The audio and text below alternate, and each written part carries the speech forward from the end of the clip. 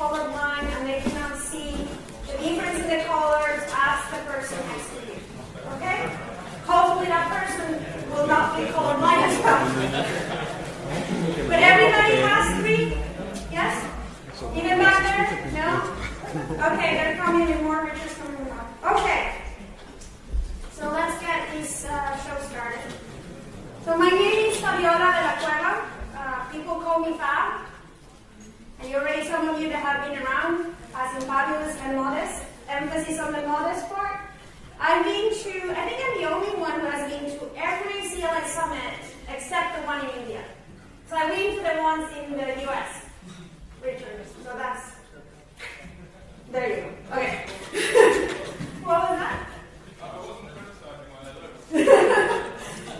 Yeah, so I've been to all the CLA summits. I got the honor to co-chair with Nancy when Nancy did the first one in the US. It's quite impressive to see it in size now. I founded a small company, a consulting company called Delacorp, based in Austin, Texas. We started that company around 2006, and we do both software and hardware consulting. We work mainly with teams of developers that realize that they know how to do one-offs, but then when they want to scale, they don't really know how to do it. And it has been an interesting journey and finding out that the same concepts apply both for hardware and software. But I manage the software side of the house. All right, so I tried to figure out what's the goal of this presentation. And I was going to put, to go present in Europe, but I thought that was probably not going to be a goal for you guys. So I figured out, what is my goal? What is it that I want to convince you guys of? I want you to stop accruing technical debt, right? And I want you to start focusing on building technical wealth. And hopefully you're going to break free like the little orange man there. Okay? All right. So summary. What is it that you're going to take out from these presentations?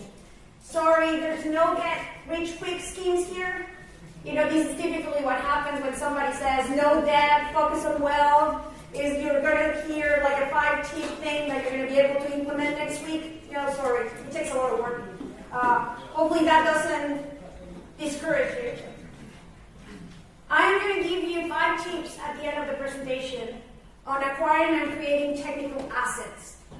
I have to thank Steve Watts because I did a dry run of his presentation with him, and we kept using the word, and it was never in the slides. And I realized that was a very important thing. We're talking about that, well, we needed the concept of assets. I also want you to start thinking about building technical wealth so you have it handy. So when the time comes that you have technical debt, that you have where to take that technical loan, so you don't have to take the technical debt. Everybody confused already? Okay, good. That was all good. And I also wanted to honor the CLA Summit topic. Right? Richard said, real life value, architects in the real world. I tend to give a lot of presentations on the theory of the good practices, and like I said earlier, I gave a presentation on unit testing, and then everybody asked me, but nobody does that in the real world. And I'm like, I do it. And I convince my customers to do it. Now, sometimes it takes years to convince them, but eventually. The inspiration to this presentation came from an article published in firstround.com. If you Google technical wealth, it's the first or one of the top 3 articles there. And it was written by Andrea Goulet. She's the CEO of Cortibytes. And it's a software company. And when I started reading the article, I even sent her an email and said, I thought I had discovered my professional soulmate. Like everything she was saying there, she was talking about unit testing, she was talking about taking existing applications, and how is it that you discover those morsels that need to be polished and can be reused. So if you read her article and you start seeing a theme related to some of the presentations that I've done in other years at CLA Summit, I think you're going to agree with me that we are the same wavelength. Of course, she works on text-based programming. And they have other interesting organizing talks on coredevice.com/talks. So credit where credit's due. That's where I got the idea. All right, one of the things that she does is she compares the whole idea of working with software with working with houses. And that got me thinking about being an architect. Even though you might have a lot of people being graduated as architects, they're not all going to be building the same type of buildings, right? They're going to have different specialties. You're going to have the architect that builds small buildings. You're going to have the architect that builds large buildings. And then there's the architect that specializes on remodeling or renovating old buildings. And you probably can hire an architect that is specialized on doing remodeling to build a new building. And they might do a good job, but that's not their area of specialty, right? So I think that this applies to software architects as well. Different software architecture specialties. We have the architects that design small applications, architects that work with large applications. And then we also have the architects that work on renovating an existing application. So let's see. Raise your hand if you design small applications. All right, most of the room. Large applications. Okay, so then we have some that do both. And then remodeling or renovating existing applications. Wow. One of the things that Andrea says in her article is that the last one is actually pretty rare, which apparently is not the case in this room, because I had a lot of hand strings. It takes a particular kind of person and a programmer to be willing to take somebody else's code and do the detective work that is required to figure out what was this supposed to do in the first place? What was the intent of the original developer? And I guess it's because we are the niche of the lobbying community. It makes sense that we get involved on doing maintenance for existing applications and bringing them to be centered. Right? Okay, so we're good. We have a good mix from everyone. All right, so let me start by defining what do I mean by technical debt. Suboptimal design decisions based on extenuating circumstances. Everybody agrees with that? What are those extenuating circumstances? I think there are 4 forces on every project. And it's another good thing to Google for is the Inception deck. It's from the Agile Samurai, and I see some nodding from people that I have recommended that book for. And he talks about the 4 forces on every project. Quality, scope, time, and then budget. And I'm mixing their budget and resources. Those are the 4 things that are limited, or can be limited in a project. And then you have options to be flexible one. You can see that I did not bold quality. That's one thing that I'm not willing to give on. I can negotiate on scope, time, and budget, but quality should not be negotiable. Startups. What was that? Startups. Even startups. And this is one of the things that I have the biggest battles, right, with my customers. And I have one of the members of my team told me last week, Fabiola, I don't know if you see it as a quality or as a defect, but you push hard, and that's good. Because, when you're working with startups that say, I don't have time for this, I always tell them, you have time to do things right. Otherwise, you're not going to have a company. So even if you get past the investors, capitalists presentation, if you keep founding your application on shady grounds, you're not going to get far. Now, I do understand that when time is a constraint, or when there's a constrained budget, then which one do we move around? Scope. And the problem with startups, and this is why I totally recommend doing that Google, that Inception deck, is helps the entire team to decide what is really part of the scope and what is not. And you put a big table in the room. So somebody comes with the, wouldn't it be nice for, or investor X would definitely invest in us if we did Z. Yeah, but we decided Z was not going to be part of it. Right? So sometimes I'm called the psychologist or the marriage counselor for some of these things. Okay, technical wealth. Well, technical wealth is going to be the collection of technical assets that eliminate or reduce those suboptimal design decisions. So examples, project templates. We saw that that's one of the things that Valero team did, right? Figure out, if I don't want the developers of test to have to reinvent the wheel every time and give them a chance to do things wrong, I create a template for them. Reusable libraries, software quality tools, VI Analyzer custom tells, the style guidelines. How many here use VI Analyzer?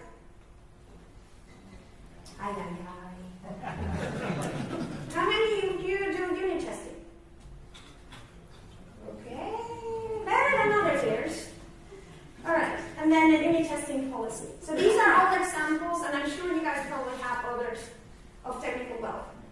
And then API tester. This is something, if you're familiar, developer put out the DQMH. And one of the things that characterizes DQMH is the scripting tools that automate coding or repetitive tasks, but also the testers that kind of encourage the developer every time they add a new function or a new API to make sure that they add in code to test it as well. All right. Okay, time's up. Wake up. Who's still sleeping? All right. You have 3 post-its. Now, after presenting 6 years in Europe, I have come to appreciate that the Europeans are not as participative as the Americans. And I wanted to make sure that I gave you a way out, and also for me to know if I need to move into lecture mode or you guys want these to be active. So, you have blue post-it. Blue post-it is, I'm having a siesta, just give me the information, I'll deal with this later. Alright?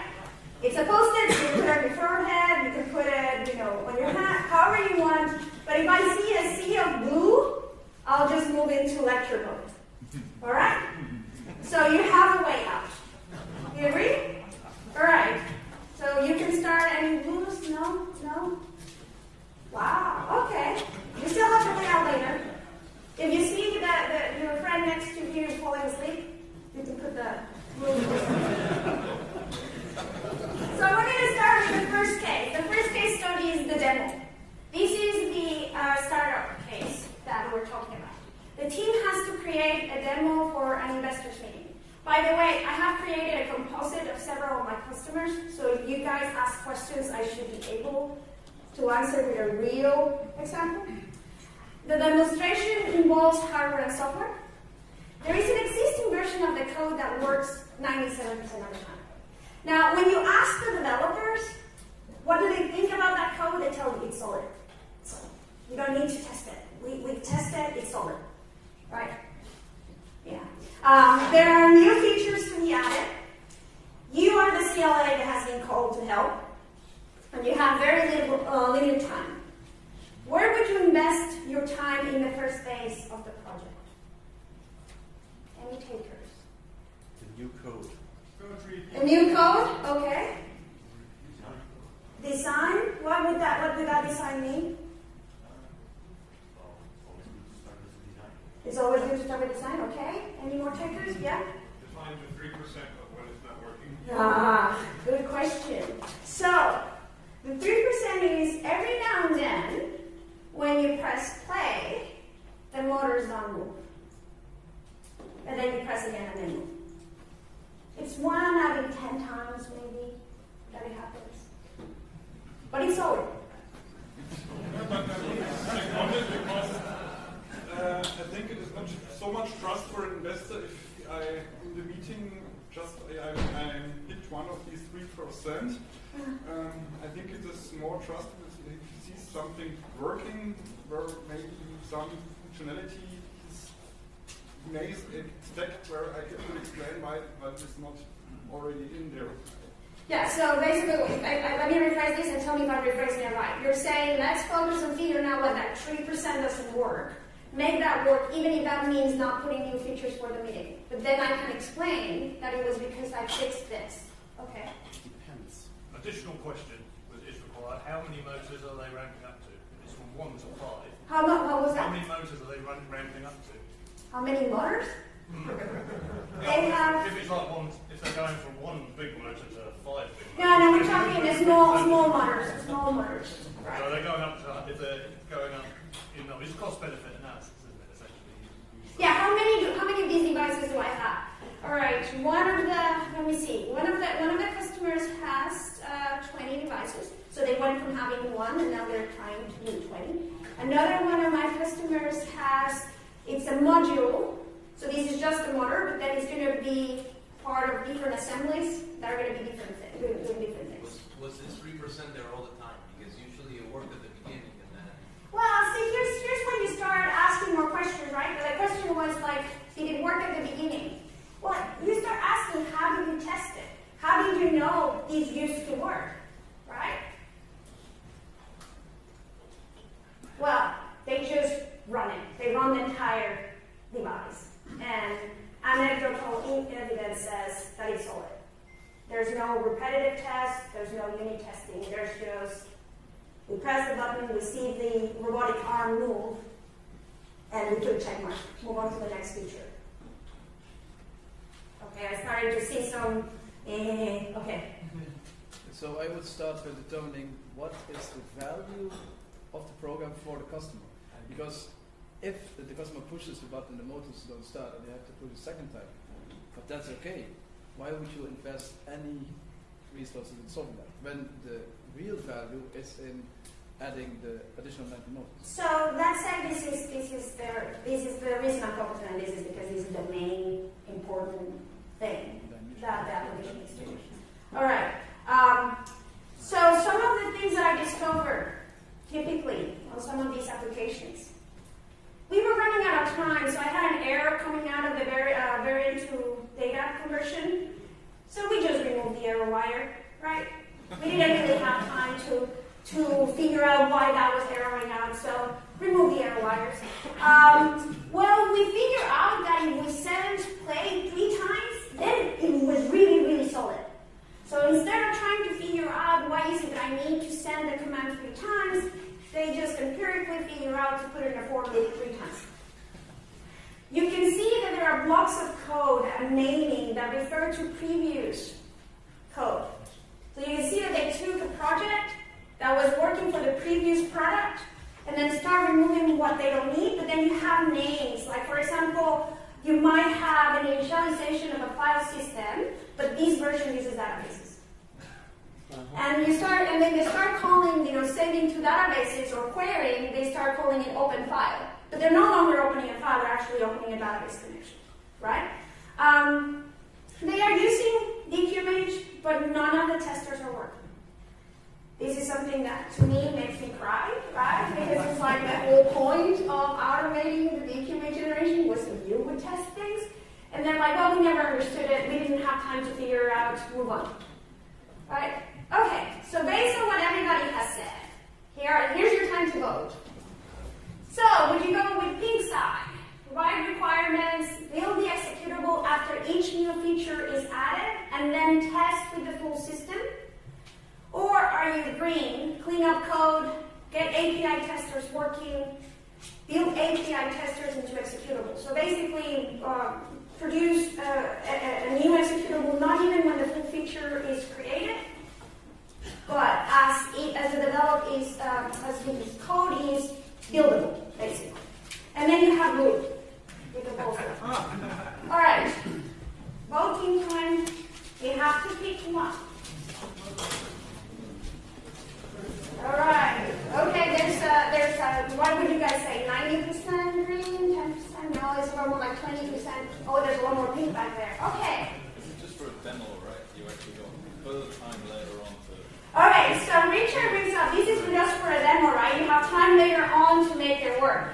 Well, this is a situation that I have to fight with startups because sometimes you are coming in on year 2 and they have been saying, well, we'll later do it, and they never do it.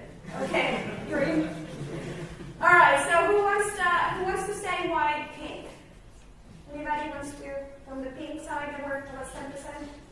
Well, for the yellow one, there are no requirements. So when you go to test it, there are no requirements. So this is a good one.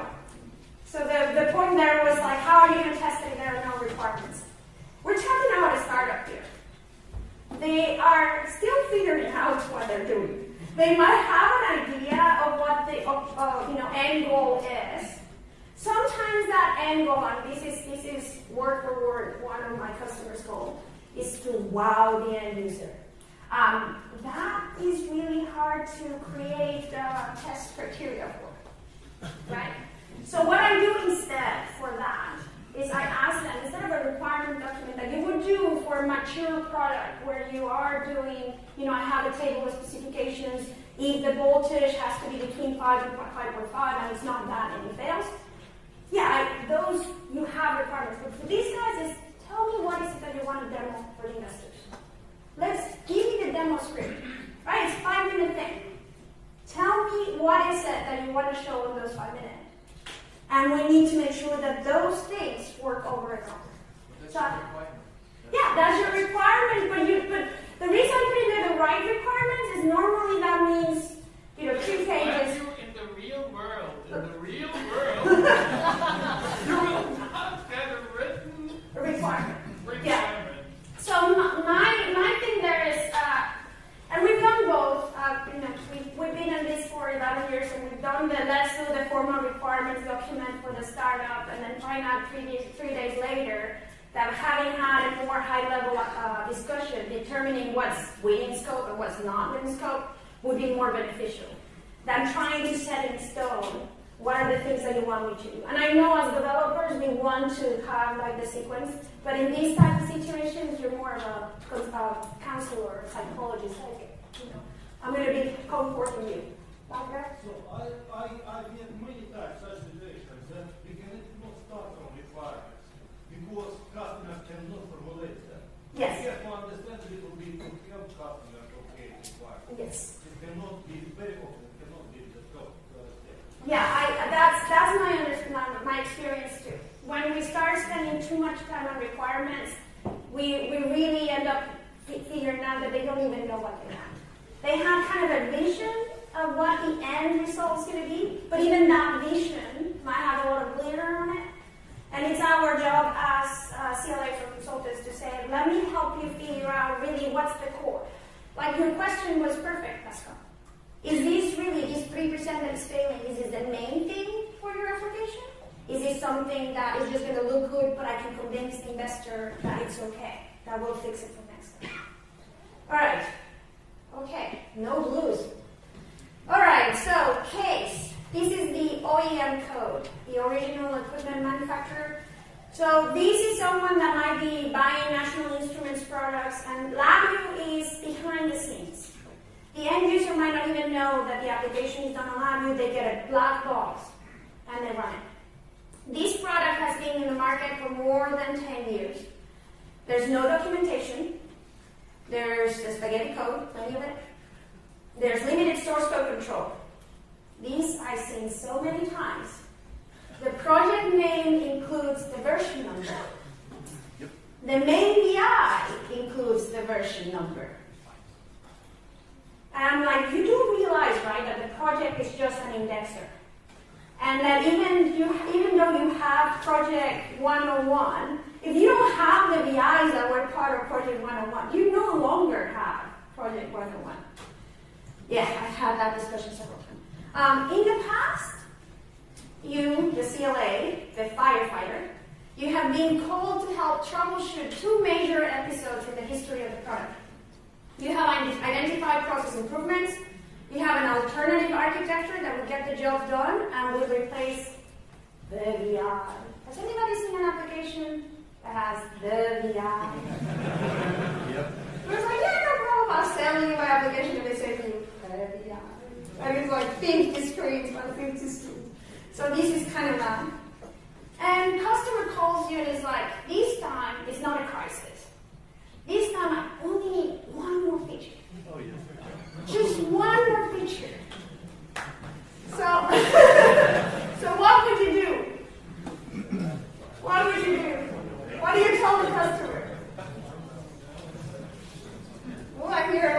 Go find someone else. I had the same situation a few months ago. So what I said to the customer is, okay, but I don't want to engage myself. I can allow you to have one developer, but no engagement. No engagement. So just this one time. If you need maintenance, we're not coming back. Yes, it's like you can go out, you can have it for 1 month. You do what you can, but if it's not working at the end of the month, it's not my fault. So I'll give you a contractor for a month. You tell them what to do. If it's working at the A grade, if it's not working, sorry. All right, that's one option. First words out of my mouth would be time and materials. Yeah, time and materials. That's out of the question. Yes, all these projects use time and materials, definitely. And when it is the firefighting, it's extra time and materials, right? Because I'm working 24 hours a day to get the fire put out. Anyone else? Yes? Find out what budget they've got. Find out how much budget they got. Well, this is actually an interesting question, and this is something that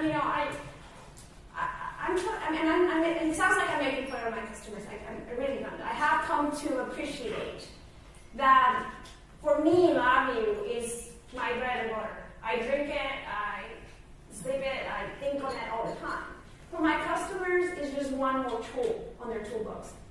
And for these particular customers, think about it. For me, 2 weeks of debugging and troubleshooting, I'm like, are you out of your mind? You almost lost like 3 of your customers because this was not fixed, and they were losing millions of dollars every night. And I'm like, I wouldn't be able to live with myself, right? But for him, right, the week after the problem was solved, he had already forgotten how bad it was. In the big scheme of things, those 2 weeks, the money lost in 2 weeks compared to the money that he has made in 10 years is nothing. It's a drop in the bucket. So to me, it's hard to believe that he's willing to continue to work that way. But for him, it's like, yeah, well, next crisis we'll solve it, move on, we're still making money. And then that's why I tell you that it takes me sometimes years to convince my customers to do things right. Right? Because for him, he just doesn't see the value of it. Hey, he can just call me and I'll fix it. Right? And I can tell him, each time it's costing me a little bit more.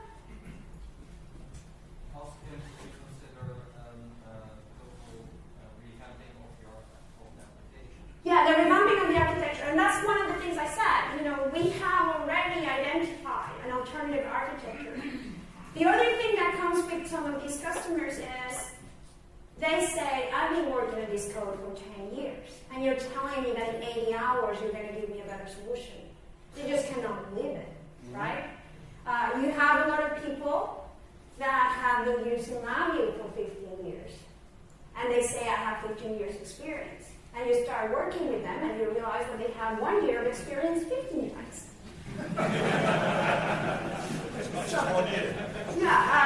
There's another example of that. I got he never became a customer, but they sent me an application to review, and I remember the email was like, it's just the same machine, no problem, just use the navigation window and you'll be able to figure out the application. I opened the block diagram and it was a sequence diagram, and that was the same machine. All right, time to vote. So we are with the original equipment manufacturer. They have had the project going for 10 years. Just one more feature. What do? Pick. Implement the new feature as a standalone code. Give them the API. See what they do with it. Implement the new feature as part of their code. You'll worry about re-architecting on the next revision. Come on, vote. You can always go for blue. I won't pick on you. Now you have to vote. Wow, okay, a lot more things there. A couple of greens. All right, next. Why green? Because I would actually try and do something in the middle. I would say, I can't work on the whole application at once, but you need this feature now, like you said, so I would say, I will do it if I can isolate the code, and I can take that piece, and implement a feature in there, and then that can be the start of... So James is saying, I would take this as an opportunity of being able to carve out from the show them how things are done. Anybody wants to go for the pink before I give my own opinion? Was that green or pink? Pink? Yes, it was pink. And I came across a project when I was pretty sure I know how to identify it and how to make it better. But strangely, it worked because it was a spaghetti project. Exactly. It had a straight timing issue inside. Yes. And after I rewrote it, it didn't work. And this was in a really bad position. Yes, exactly. So, as I said, some of these stories we've done both. And yes, I've done I can do better than you. And then, we go, rewrite the entire application and rewrite that section of code. And it was because a bunch of fairy delay, time delay fairies that non-Kirchner called that the thing worked. I have the customer that has to be a specific brand of computer, a specific memory, a specific hard drive, a specific everything, and the application just works fine. But don't try to do a patch version of Fabio, build installer there because the thing starts breaking. So that's my experience now is whenever I see green option, when I see the biggest spaghetti code, right, I'd rather teach them how to do a modular API that has testers, that has unit testing, that has an example. And I work a lot now to also rephrase, at Developer, we don't care about customers depending on us. We want to do the new architecture, we want to do the revamping, remodeling, and then get out of there, right? We don't want to be debugging the same thing over and over, and we like to teach them how to fish. So if I have that, then I can say, when they have a problem, A, that it doesn't work when I insert it into my application. I'm like, okay, let's go to the example that I showed, that I made for you. Does it work there? Yes. So now let's try to figure out why it doesn't work on when you insert it in your application. That becomes an issue with the extended code. That starts becoming a way to convince them that there are better ways of doing things. When you start coding in their code, and again, that might be what you do, you become part of the problem pretty easily. So. Yes, but sometimes it's a way of work when you can say for big large system with spaghetti code, if you say to the customer it will take 6 months to rewrite correctly because it's a large system, and 2 weeks for just adding a few parts, the customer don't want to spend 6 months of time. Yes. Because the money. Yeah. So this is a balance, right? There's times we were walking yesterday by the cathedral, and they have these temporary buildings in front of the palace, right? And they were saying they had to remove everyone from the building and put them in these buildings while they're doing the factory. There's 2 ways of refactoring code, and I have another case study for that with larger applications. We're talking here more smaller applications, right? Maybe like a particular customer, I'm thinking they have 3 DAC ports, 6008, maybe very, very basic code. That's why, even though they have been working on it for years, I think we could rewrite it in 80 hours. The pink one, you would be lucky to find a customer who's willing to accept you as the professor, showing him how to do things right as a little example, and paying you for that. And then you go away and say, you do the rest and be happy. So I guess I've been lucky because I have several customers like that. So the other thing, I understand, or where I came along with, it's usually 1 or 2 programmers of the customer. Yeah. And how would you want to teach them how to do things right? Because they are even more pressed from their that's the thing. schedule. If you start getting into working like they do, you're going to end up doing spaghetti code sooner than you think. I don't care how good of a developer you are. This way, the pink one is like, let me show you how to do a small thing. And now we have something to test when it's not working as part of the big project. If you don't teach their programmers, But you they will just put it aside and say, let this lady telling me things I don't care, and he's doing this old way and he's and that's it. Yeah, so far it has worked for us better to do the pink one than the green one. I think the pink one is a win-win situation. So I have the chance of not bringing my fingers into the mincer. Yeah. Yeah. And on the other hand, having the customer, the potential customer, to force him to think about that. Mm-hmm. Otherwise, the green thing is just giving drugs to the addict. Yes, and so the summary there was like the green one is you're just giving drugs to the addict. One of the largest applications that we worked on, there were several years of bringing it to this century. The way we finally convinced the customer was because we had already done so many of the new features doing it on the pink way, and they were like, well, maybe they are onto something, right? When we have developers do it, it takes less than a week. When we start doing it, it takes us 2 months to add a new feature. They must be doing something right. So do we keep paying them to come and solve firefighter things, or do we hire them to teach us how to do it right? So. Yeah, I think it's about framing what the customer wants, because what the customer is asking is, I want a quick and dirty solution for this.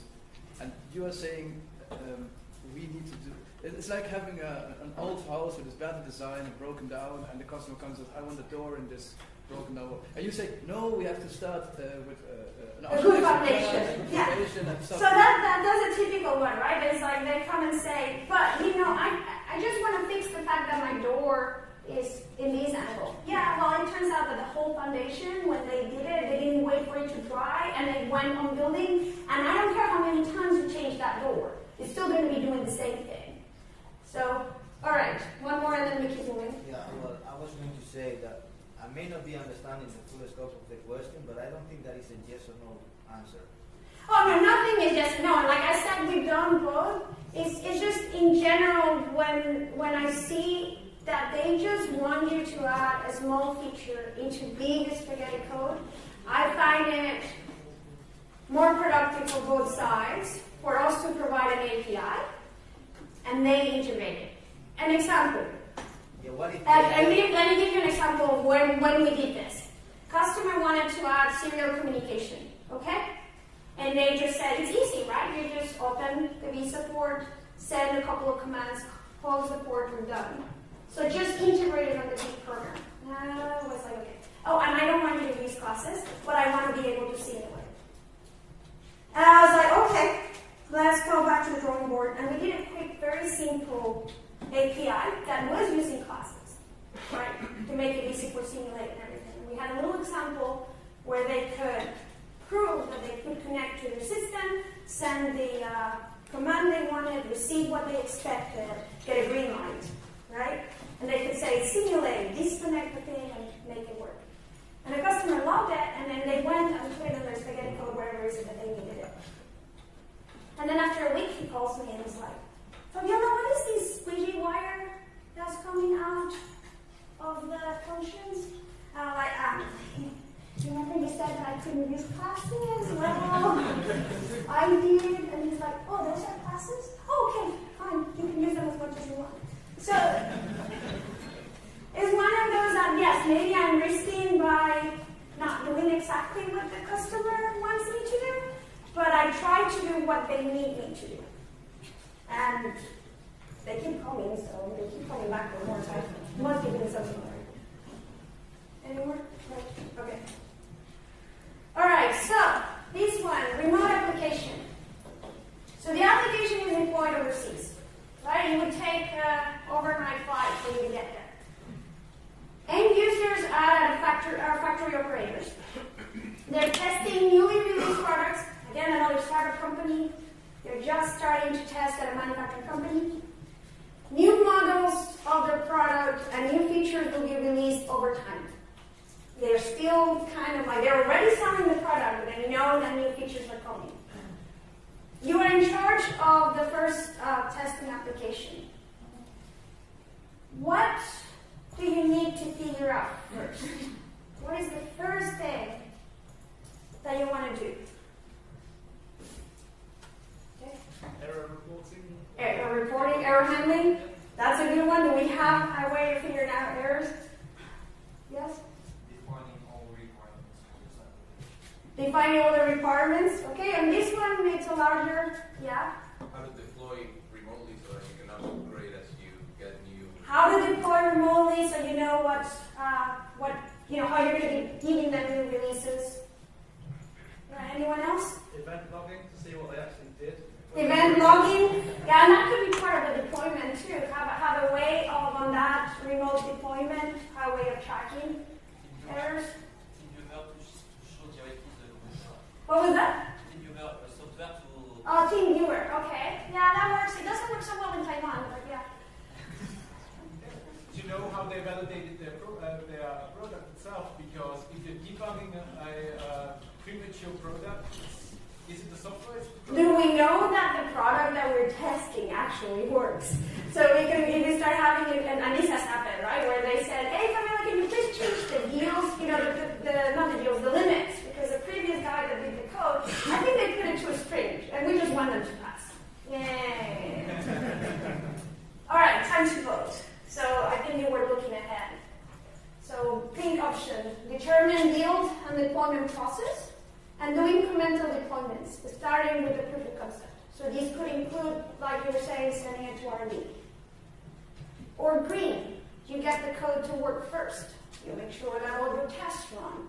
And then you test internally with the prototype that they send you, and you deploy your first release candidate.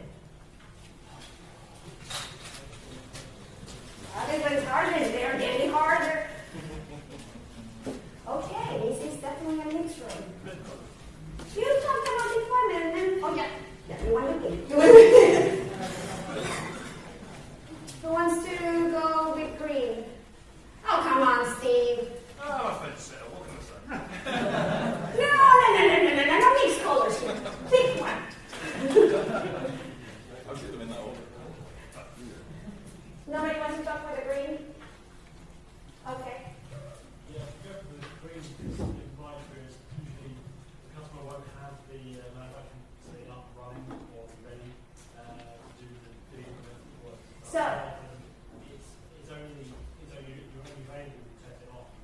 So you're saying, in some cases you are developing the test at the same time as the product is being developed. That's why I mentioned it might be that you want some of your early deployments are to R&D, are to the team that is actually developing the product, and that addresses what Oli was saying, which is now they can start using the test as they are developing to make sure that the product that eventually is going to be manufactured actually passed the test that you are creating.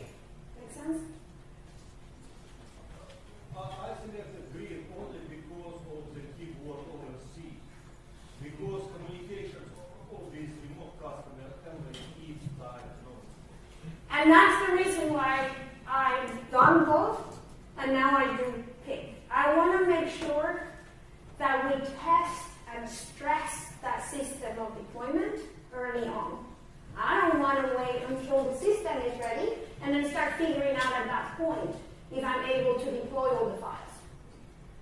So these, like I said, we've done both, and on the green one, we ended up having to be shipped a whole team of us to the place where we were deploying to do the deployment. On the pink one, the customer was amazed. They had the tickets already bought for us, and they just couldn't believe that we didn't have to be put on an airplane to go do the deployment. Even though they had seen all the deployments in R&D, and they had already seen several releases, they still had bought tickets for us because there was no way that we were going to be able to deploy without being physically there. So we have a saying in Spanish, everybody talks about how their experience in the merry-go-round went.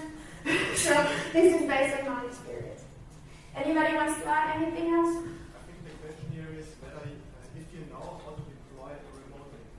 If you already know how to deploy remotely. If you know it, if you've done it several times, you can do the application first because the deployment process might not vary a lot. Of course, it always depends. So Benjamin is saying if you're already confident of your deployment capabilities, then you can just go with the green directly. One thing that I've learned is that the things that we're the most confident of, those are the things that break. For whatever reason, right? It might get used at like any part of the world, and you have not deployed deploy to. It might be a company that's behind firewalls, and before that you did not have companies work. There's always something different, right? The thing that you forget. So I'd rather cover the things that have been the major risks on previous projects first, get them out of the list of things that I need to address. So I don't put myself into a situation where it's like, oh, I already know how to deploy third-party products and additional files and all that, and then because you didn't stress it enough, you forget those additional files. I'm just thinking, you think this is a big risk, that's why you start with this, but I think in your project, if you have another risk that is bigger, maybe that's what you should do first. Well, it's really hard. I'm trying to walk around like 3 case studies in 1 hour. So yeah, I mean, what Karen is saying, maybe there's something that's a greater risk on your application, you will not start. You will start whatever the major risk is, and that's totally right. Yeah, I'm not saying always do this, and that's why these are not black or white. Right? It's pink and green because that's what they sold at the bought the Post-its. All right. Final case study. Refactor existing application. Application started using LabVIEW 4.0. Still in the market. Blue. Good, but see the next thing. Features added with each new release of LabVIEW. So application always uses latest version of LabVIEW, but it started with 4.0. The application mainly consists of 2 large linear, right? Communicating between each other. The end users are not technical, and the last couple of versions are pushing the limits of performance of even the highest end PCs. Right? This is a customer that has, with their software, a list of high-end specifications of what is the brand of Dell computer that you have to use with these specs. Don't put more memory, don't put less memory. It has to be what I told you. Don't use it for anything else. Right? Pins and needles. The customer wants to move away from having a single developer to being able to use contractors, maybe have full-time developers. We get to work a lot with teams where a single person team, now they have investment from investors, and now they have 4, 5 different levels of proficiency. And I have to convince the guy that knows a lot about LabVIEW and obviously knows his thing, the product works, he's making money out of it. I have to convince him that some of the techniques or some of the things that he does, others are not going to see as obvious as he does. And we need to figure out how we're going to communicate between all the team. And the customer is very worried about intellectual property. So how do you start? Do you go with pink? You start modularizing the existing code. You keep the code at least as much as you can. So we go back to the first example, right? You go into the spaghetti code and you try to figure out what are the sections of that code that you can keep as is. And then you refactor one module at a time. Or green, you start from scratch. You go and do the design, you define the modules, you write one module at a time. I feel very decisive. Who feels really strong about it? Dimitri. Yeah. With the pink approach, you have your application working most of the time that you're covering. Yes. With the green one, it's not working until you finish all the code. Yeah, so what Dimitri is saying, with the pink one, you have releasable code. You have your product keeps working. Every release. With the green one, you don't have anything until it's done. Anyone with the green? Malcolm? I think with that, I would say you do it in the background. You do green in the background. They've got a product that works. If it's working for another 3 months, that's okay. But I've tried pink, and I've changed one little bit of code. And we go back to the finding. You can see all the shared variables. Sorry, the local variables are all over the code, and you think it's just a pack of cards, and you just pull out a card, and the whole thing goes. No, I have a customer that I call his Soap China cabinet, because if I move a wire, everything comes falling down. Stephen. I'm going to go with pink on this one because green is impossible. Green is impossible. You cannot preserve all of your functionality is the trick. And what you are building in green is not a refactor at all. You are simply building a brand new application, and you treat it like a new application. You're not. You can't. You can look to the old one as, oh, here's a list of requirements, but that's about all you get. Yeah. When you're doing green, your previous application becomes the gold standard, the thing that you are aspiring to, but you have to do it in the background. Now, one of the things, I don't know, have any of you heard about Netscape? You know what happened there, right? They said, we're smart. We did this program the first time. We can rewrite it from scratch again, and it's going to take us less than 1 year. It took them 3 years, and by the time they were done, it was NetSchool, right? Because they didn't have, the current product was abandoned pretty much. I'm not saying that that's going to apply to everyone. With this particular customer, we've been working for a while on doing it. And what we have found out is that a lot of that spaghetti code, like the things that were saying on the back, had certain things that made it work. And you start realizing that some of the shortcuts were to contain certain challenges. And there's no documentation about those challenges. So the only way you figure those challenges out is by keeping that code and start little by little remodeling. Just to be clear, this is because you said they had such a limited dev team. Yeah, they have a very small dev team. That's true. If you have enough resources to buy a second dev team to keep your primary product going, there you go. If you can, what Stephen is saying, if you can split your team in two, and you have the team that's working on preserving the current application, and then the other team is completely dedicated to the new, yeah. But here we have the one guy who invented the whole thing, working by himself, trying to train new developers, and at the same time refactor the application. So, yeah. All right. Other technical assets. This is something that was very interesting. So we're not just talking about technical. I have 10 more minutes. Code reflects team organization. So there's something known as the Conway's law. And it says that organizations which design systems are constrained to produce designs which are copies of the communication structures of these organizations. That's a mouthful, but I can tell you DQMH is modular because my team is all over the world.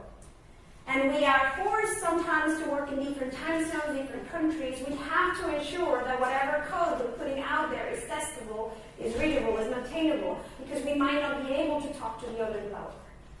So I think that's why DQMH is so modular. No, you got a small team. And I got a small team. It's not an organization. Well, if you look at there's an MIT study, by the way, on this, on Conway's law, and the study did the same thing with a larger software and smaller software. And it is. I mean, they actually did analysis of the code and demonstrated that there was a mirror to it. Yeah? And I have seen small teams of 4 or 5 people making hideous monstrosities of interconnectedness. And that interconnectedness reflects on their organization? It reflected on their community. I had never thought about it. It reflected on their community. So, one thing, the reason I put this and I sneak this into the technical depth and technical wealth is you cannot just look at your code practices. You need to look at your team organization. You need to look at how that team works within your organizations. For those of you that work in larger organizations, you start seeing that to circumvent certain things that the IT department puts on you, you might be taking shortcuts on technical decisions just because you don't want to deal with them. And it might be that the answer is actually let's go and talk to them and figure out how we can work together so we're not having to take technical depth just because we don't want to have those And then you spend 2 weeks discussing how you would do it and you would never agree. Hopefully you do agree. Hopefully. I just think it's worth doing it. It's just something that we like to work in our bubble. And if all your efforts to make your code better are still going into that wall of X problem in your organization, you can choose to keep looking away from it, or you can try to address it. All right, another thing, another technical asset is code intent. who has been in this situation. Commit notes, minor block diagram changes. Who wrote that simple commit messages? 100 files touch. The code worked before then. Who did this? Oops. Has anybody been in that situation? Where you start playing the blame and then you find out that it was you. Code intent. Code that runs as a light, but it cannot describe intent. Take 1 minute to add a note for future you, future me. Let me tell you why I did this. How long should commit push descriptions be? This is going to be specific for each team. Some people say commits need to be like really small verses, and push can be a whole novel, right? More paragraph, more description. Whatever your team decides is best for them. And another thing I discovered, unit tests can actually describe intent. If you take the time to write a unit test, you're saying what you expect the code to do, what you expect the code not to do, and how you expect it to do it. So when we are doing research studies on the code, these are some of the things that we use to make sure that we start finding the clues of what was the code supposed to do. So the 5 tips that I promised, and then I'll shut up. Automate your test build deploy process. Right, that's one of the things that I think the tools that we have invested at Delacorp, the one that has given us the most is this, test build and deploy. We use BLT, it's called for build, licensing and tracking. It's a product for Fabiola made by Studio Box. You can look at other tools. The advantage that we've seen is cutting down the deploy process to the push of a button instead of spending hours babysitting Fabiola builds. Means that, and then you're packaging and then you're loaded and all that things. It means that you have time to do other things. Continuous integration really can save a lot of time, make you efficient, make you test more often. And if you include in this process automated unit testing, running the analyzer, you improve the quality of your code. If it is easy, you will do it more often. And you will catch issues early on. And somebody was saying earlier, I'm tracking about errors events. BLT includes error reporting. So I get emails from customers' applications telling me exactly what error happened. So there's no hey, Fabiola, I had an error. What did he say? I don't know. I click OK.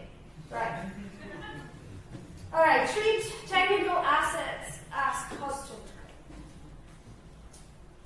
All right. This is a hard one. We have billable hours for those of us who are consultants or line members. And then we forget about us being as important as the rest of our customers. So treat your internal tools, frameworks, reusable code as a customer project.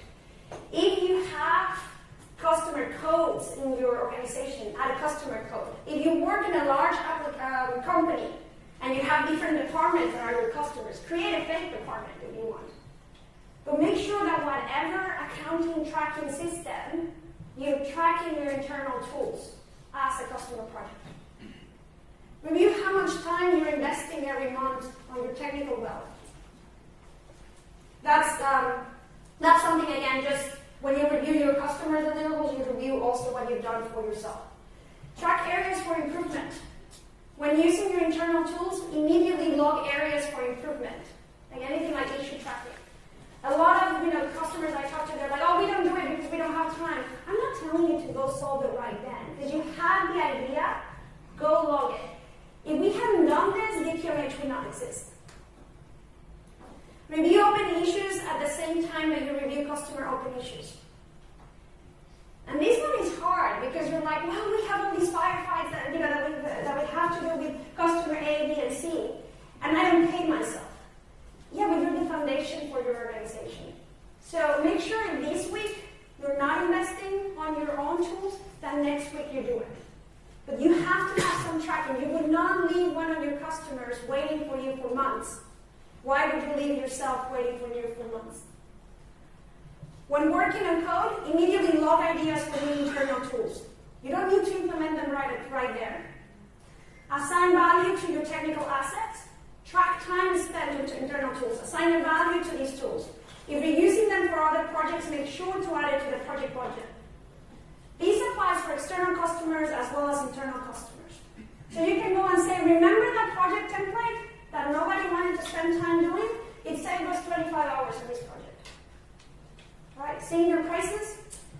And then I used to say on the first CLA summit that I attended, somebody wanted to record me saying you need to program for a psychopath that knows where you live, right? I'm trying to be more positive now. Be nice to future you and others. Maybe 10 comments, explain commits, write, run unit tests at the unit level, API level, integration level. And then Rome was not built in one day, well is not built in 1 week. You do financial planning to buy a house or to buy a car. Do the same thing for your technical assets. All right, homework. We're going to start a technical asset saving jar. Okay? So what I would like you to do, and I'll do it after on the break, we're going to place the fleet board charts there.